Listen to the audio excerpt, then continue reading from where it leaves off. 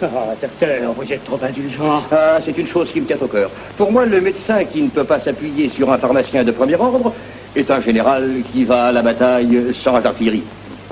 Ah, je suis heureux de voir que vous appréciez l'importance de la profession. C'est moi de me dire qu'une organisation comme la vôtre trouve certainement sa récompense et que vous vous faites bien un minimum de 25 000. De bénéfice. Oh,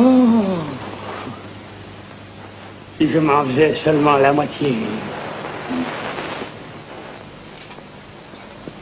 Cher monsieur Bousquet, vous avez devant vous non point un agent du fisc, mais un ami, et j'ose dire un collègue.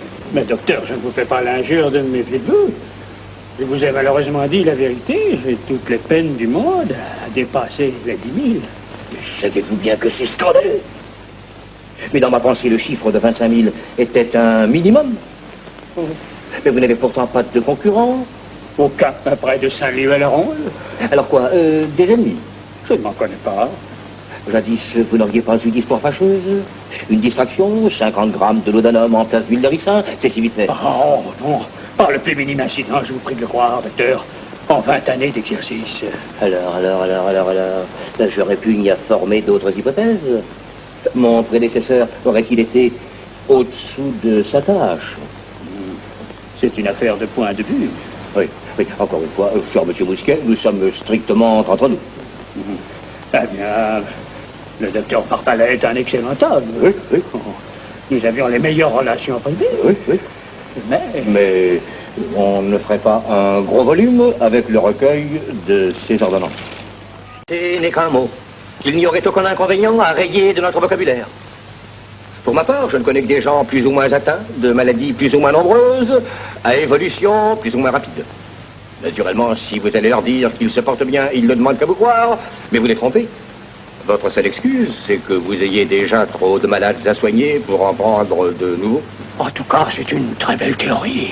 Théorie profondément moderne, cher monsieur Bousquet, réfléchissez-y.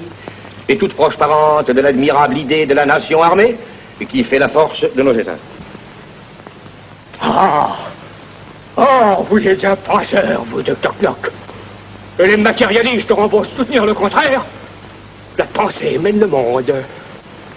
Ouais. Écoutez-moi. Je suis peut-être présomptueux, d'amères illusions me sont peut-être réservées. Mais... Joseph, laissez-nous. Mais si dans un an, jour pour jour, vous n'avez pas gagné les 25 000 francs nets qui vous sont dus, si Madame Mousquet n'a pas les robes, les chapeaux et les bas que sa condition exige, je vous autorise à venir me faire une scène chez moi et je tendrai les 2 joues pour que vous m'y déposiez chacun un soufflet. Oh, docteur, je serais un ingrat si je ne vous remerciais pas avec effusion. Et un misérable si je ne vous aidais pas de tout mon pouvoir. Bien. Comptez sur moi comme je compte sur vous.